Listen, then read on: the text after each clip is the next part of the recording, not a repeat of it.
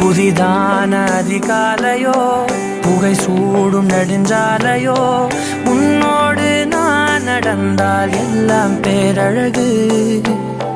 மழை வீழும் இளமாலையோ இசையில்லா இடைவேளையோ என்னோடு நீ நடந்தால் இன்பம் என் உலகு.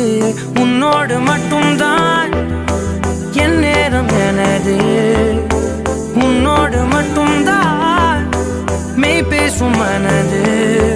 மனிதரின் மொழி கேட்டு கேட்டு இதயம் பழுதாய் உனதமைதியில் தானே முழு முழுதாய் என் இனிய தனிமையே.